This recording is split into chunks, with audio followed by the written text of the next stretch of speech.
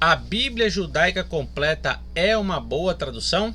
Bom, pessoal, vamos falar sobre a Bíblia do David Eierstein, que é uma Bíblia judaica do Antigo e Novo Testamento. Eu tenho ela aqui em mãos, né?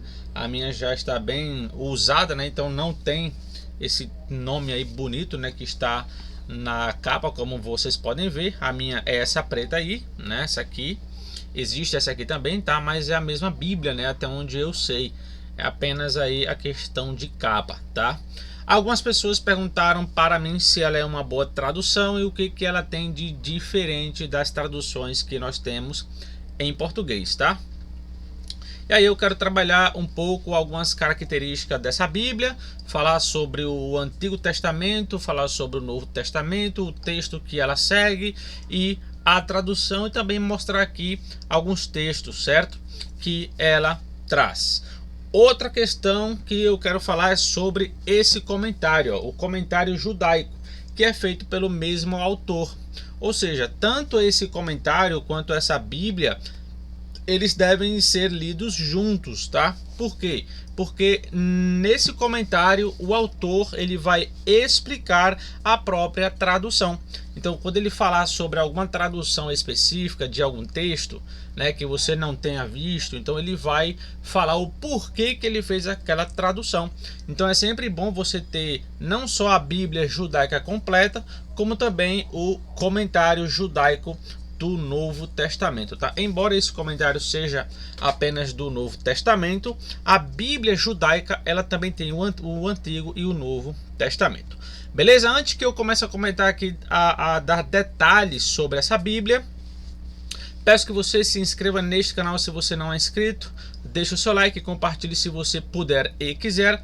Caso você tenha interesse de fazer um curso de grego do Novo Testamento, você pode pegar o meu contato que está aqui na descrição deste vídeo.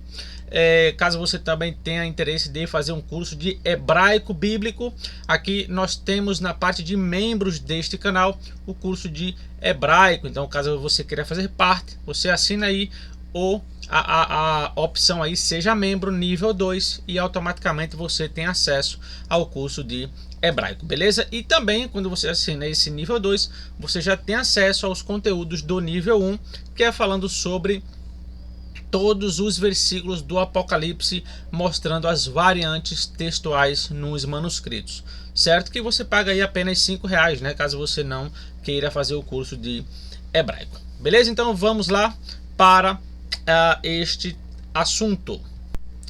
Pessoal, para não esquecer, né, essa aqui é a página do meu Instagram, certo? Exegese Bíblica. Caso você queira seguir, aqui o link, né, está aqui na descrição e o meu contato do WhatsApp está aqui, beleza? Então é isso aí. Também tem a minha matéria, né, de crítica textual, essa aqui, ó. Então, caso você queira adquirir, é só falar comigo, beleza? Aí a gente vai falar mais de 100 páginas só sobre variantes textuais. Essa matéria tem 232 páginas, beleza? Então é isso aí, vamos lá para o tema deste vídeo. Bom, pessoal, o que acontece? A Bíblia judaica do David Eierstein, estava analisando ela, né? Primeiro no Antigo Testamento, e aí eu vi que ela é uma Bíblia que é plenamente... ela foi traduzida, né, sendo ali usado o texto hebraico, tá? O texto massorético, que é esse aqui, certo? Bom, com isso nós temos um pequeno problema, tá? Por quê? Porque o texto que é usado nesse texto hebraico, ele é baseado em um único códex, né? E aí o que acontece?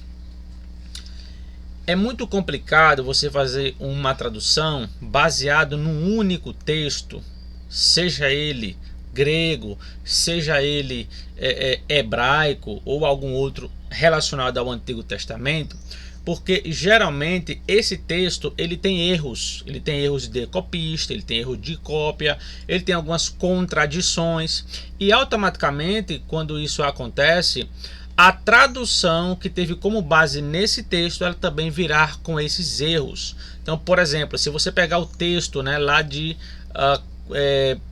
segundo Reis, né? Segundo Reis, capítulo 8, versículo 26 ali 27, quando fala de Acasias, né? Essa Bíblia ela traz aquele erro, né, que fala que Acasias começou a reinar com 22 anos, e lá em Crônicas, né, 22:2, fala que ele começou a reinar com 42. Então aí a gente tem um erro no próprio texto hebraico, esse aqui. Então a Bíblia automaticamente ela vai ter esse erro.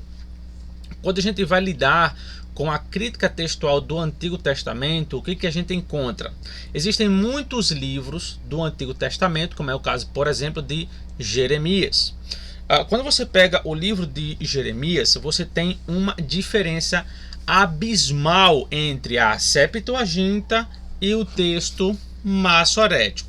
Então, esses dois textos, eles discordam mais de 2.700 vezes só no livro de Jeremias. Aí a pergunta que eu faço é: bom, se a Septuaginta ela tem 2.700 palavras a menos, será que o texto hebraico massorético ele está correto em todas essas ocasiões?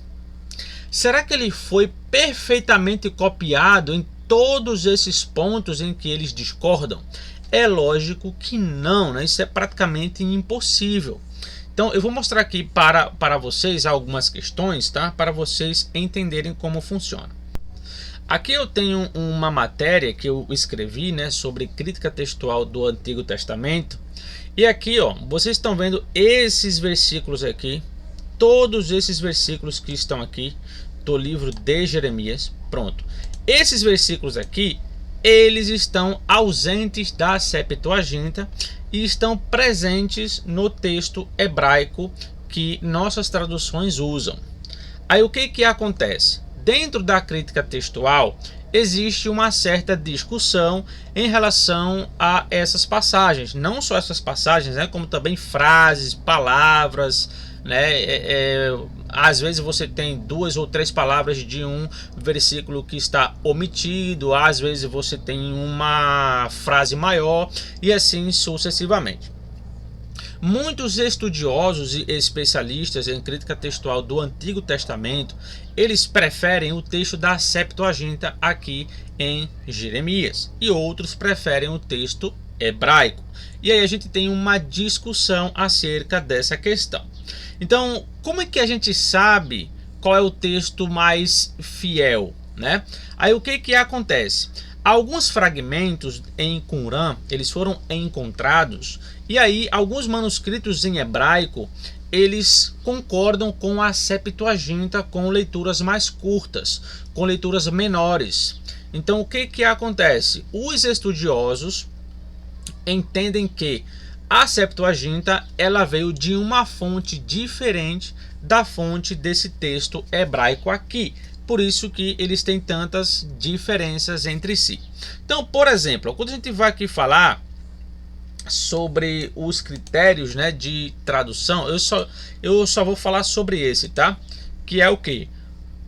Quando a gente vai analisar dois documentos, um é o texto original e o outro é uma tradução, a gente vai analisar o que? As características traducionais. Então, por exemplo, aqui eu tenho o seguinte, né? Se uma determinada unidade foi traduzida de forma livre, omissões e adições traducionais podem provavelmente ser esperadas. Ou seja, se uma tradução tem como objetivo ser uma paráfrase ou de forma mais livre, o tradutor pode arrancar ou adicionar palavras, frases e conteúdos maiores naquela tradução. Então, quando você vai avaliar uma tradução, você vai observar esse ponto aqui. A tradução ela está respeitando o texto que ela tem, ou ela é mais paráfrase. Então, se ela for paráfrase, a gente já não leva muito em consideração, porque em paráfrase a gente sabe que o tradutor ele pode arrancar coisa, né, colocar algo ali e tal, colocar um texto mais interpretativo, certo? Por outro lado, se uma unidade foi traduzida fielmente, então tais adições ou omissões não são esperadas. De fato, se você está fazendo uma tradução de forma mais literal possível, então você vai omitir, então você não vai omitir nem adicionar algo. porque você está respeitando a tradução. Ou seja, quando você pega uma tradução mais literal possível, então quer dizer o quê? Que o tradutor ele está respeitando a tradução, ele não está alterando algo, ele não está modificando, porque ele está respeitando cada vocábulo. Quando nós vamos analisar o livro de Jeremias, a Septuaginta ela é uma tradução mais literal, ela já não é paráfrase. Com isso ela ganha uma certa força, porque quando esse texto aqui, esse texto hebraico, ele é comparado com a Septuaginta, nas partes que esses dois textos existem, você percebe que a Septuaginta segue o mesmo padrão desse texto, mas vai ter palavras, frases, versículos que eles não estão concordando. Isso mostra o quê? Que o tradutor da Septuaginta, muito provavelmente, ele estava seguindo um outro texto hebraico, estava seguindo um outro caminho, certo? Diferente desse texto hebraico que dá base para as nossas traduções. Então, quando nós olhamos para esse critério, a Septuaginta ela ganha força nessa questão. Então, por isso que quando você vai traduzir uma Bíblia com um único texto específico, isso é problemático. Porque se esse texto estiver com problemas, a tradução também terá problemas, certo? Então isso aqui é apenas um ponto que eu estou falando. Existem 6 pontos de critérios traducionais que vamos analisar se a Septuaginta, neste caso, ela omitiu ou ela ou foi de propósito, né, entre outras coisas, tá? Então quer dizer, no Antigo Testamento, a Bíblia judaica ela está muito presa ao texto massorético, e esse texto tem alguns problemas, então a tradução também tem alguns problemas, certo?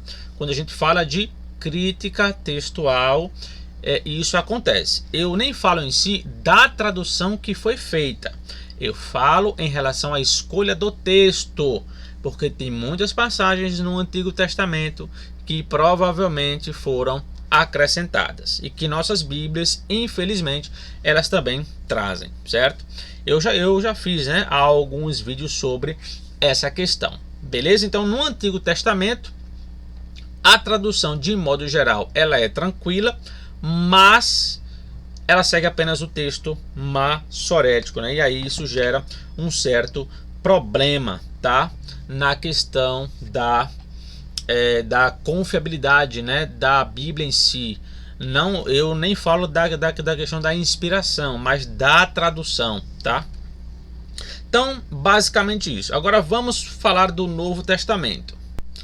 No Novo Testamento, essa tradução, a Bíblia judaica, ela tem algumas questões interessantes. Primeiro, ela segue o texto crítico. Então, quando você vai ler essa tradução, entenda que ela tem como base o texto crítico, certo? Então a tradução dela é em cima desse texto. Segundo, ela tem algumas traduções que são interessantíssimas, tá? Que geralmente nossas traduções em português não fazem. Então, por exemplo, esse texto de Apocalipse 3,14, né? O famoso texto que é muito citado, né, para falar que Cristo ele foi criado, né? Aqui quando fala assim, né, o princípio da criação de Deus, a Bíblia judaica traduziu o termo princípio como governante, né? Vocês lembram que eu fiz um vídeo sobre isso, explicando que o conceito de arche, essa palavra aqui que foi traduzida como governante, essa seria a melhor tradução para essa passagem, que eu mostrei o contexto, falei de todas as igrejas, ou seja, o que está acontecendo em cada igreja. Você percebe que Cristo ele sempre usa um título para algo que está acontecendo na igreja. Ele sempre fez isso em todas elas, né? Quando ele chega, por exemplo, ali em Pérgamo, ele diz, né, eu sou aquele que tem uma espada de 2 gumes. Por quê? Quando você lê, você percebe que Pérgamo era uma igreja muito apóstata, né? Muito errada ali, com muita coisa errada. Aí Cristo falou: olha, se vocês não se arrependerem, eu vou trazer a espada de dois gumes para vocês. Ou seja, o título que ele dava para si mesmo era algo que estava acontecendo dentro da igreja. E a gente vê isso em todas elas.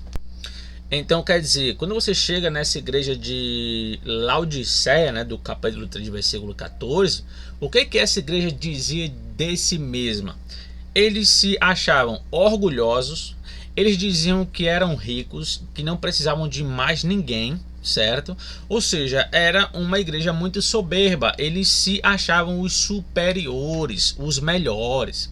Então, dentro desse contexto, o termo arche, como ele foi trazido como governante, ele faz total sentido, porque era o governante da criação que estava falando com eles.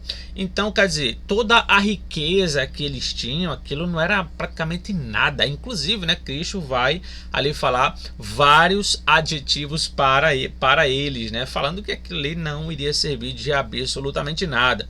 Então, quer dizer, a gente tem que prestar atenção quando vai traduzir essa passagem exatamente na questão do contexto e também em algumas questões gramaticais que eu já respondi lá no meu vídeo, e eu não vou responder isso novamente, certo? Então ela faz aqui uma tradução muito interessante, e essa tradução aqui, governante ou soberano, né, como fez a NVI, tá? Para mim são as duas melhores traduções para esse texto, pelos critérios que eu coloquei lá no meu vídeo sobre Apocalipse 3:14. Beleza? Então é uma tradução aí interessante. Aí o que acontece? Quando você pega o comentário judaico, é aí onde entra a questão do comentário judaico. Eu vou até mostrar aqui a imagem, tá, para vocês. Pronto, aqui está o comentário judaico, tá, dessa Bíblia, né? Aqui ele vai dizer o seguinte, ó: Yeshua é o governante aí da criação de Deus, né? Aí ele fala ao pé da letra o início da criação de Deus, que como a palavra de Deus inicia a criação e continua a preservar e governar.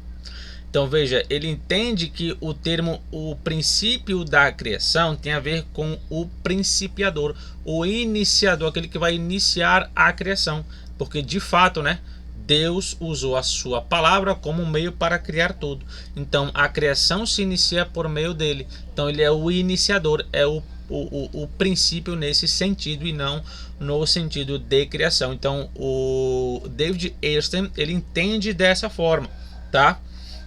E aqui, né, ele vai dizer, né, aí aqui, ó: e ele é o governante da criação de Deus, capaz de trazer julgamento sobre eles, se não se arrependerem, né? Então essa questão aqui é importante porque ela está de acordo com o próprio contexto, né? E é exatamente isso que Jesus ele faz em todas as igrejas. Todos os títulos que ele dá para si é sobre algo que está acontecendo naquela igreja. Então não faz sentido ele falar aqui sobre criação, né? Porque o contexto não trata disso. Em algumas passagens também, a Bíblia judaica ela faz uma tradução um tanto diferente das nossas traduções modernas, né, digamos assim.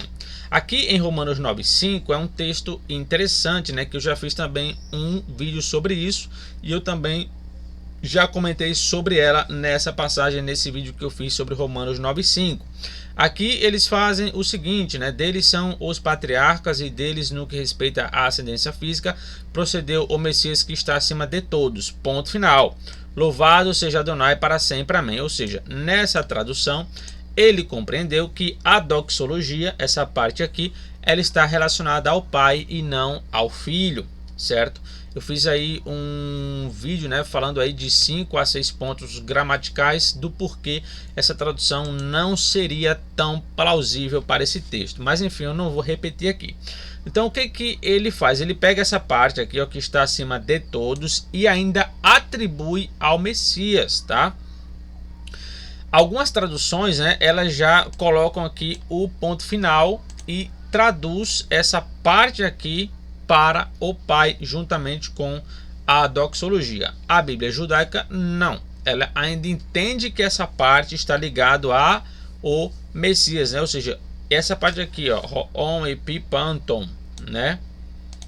Que está acima de todos, né? Ou sobre todos. Então essa parte, e eu até fiz, né, lá no meu vídeo, que esse particípio atributivo no livro de Romanos, na grande maioria esmagadora, ele sempre se refere ao que vem antes.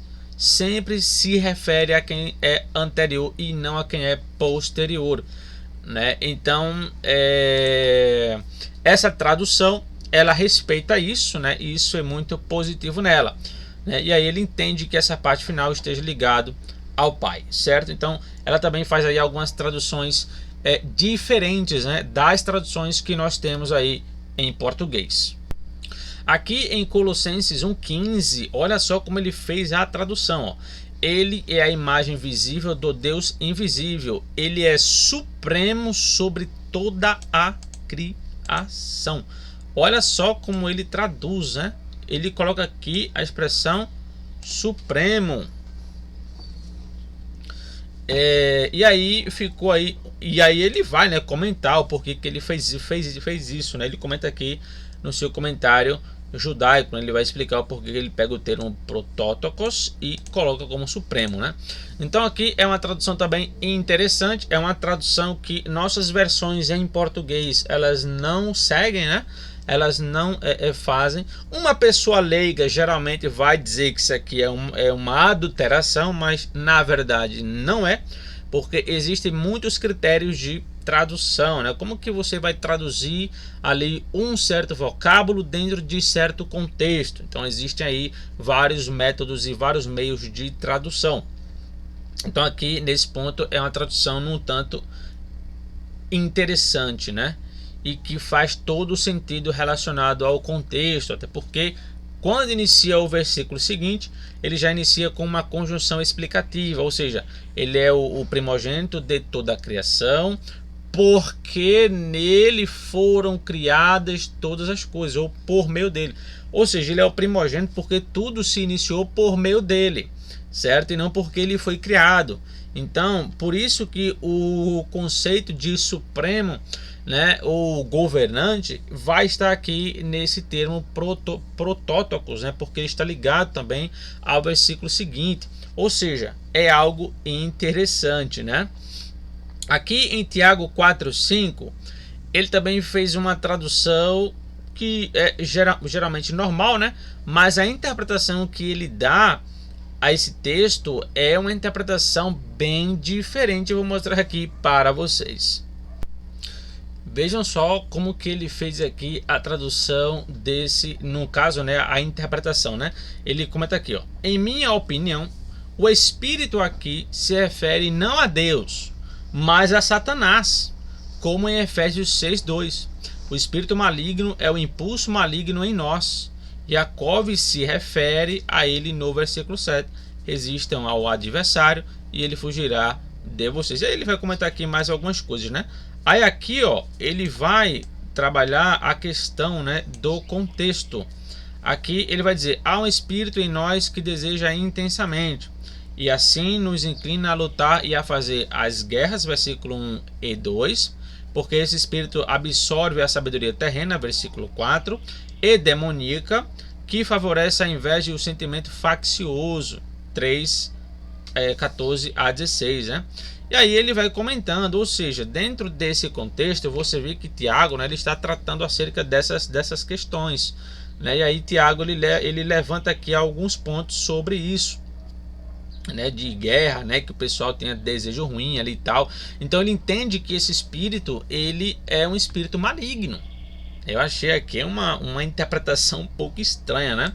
Até porque não faria muito sentido, né? Deus dá um espírito maligno para nós, né? Ou, claro, aí vai depender também de como você traduz esse texto, porque ele também é bem complicado gramaticalmente. Certo, pessoal? Mas é isso aí. É uma tradução assim que, de modo geral, é tranquila, tá? Tem algumas questões novas e é até bom para vocês comparar. Vocês fazerem aí análise, né, de comparação e tal. Então é uma Bíblia que eu compraria. Se fosse hoje e eu tivesse conhecimento sobre ela, eu compraria. Assim como também compraria o comentário judaico para ver como que ele interpreta, né, ali algumas passagens. Beleza, pessoal? Então é isso aí, que Deus abençoe a todos, espero que vocês tenham gostado deste vídeo e até o próximo vídeo.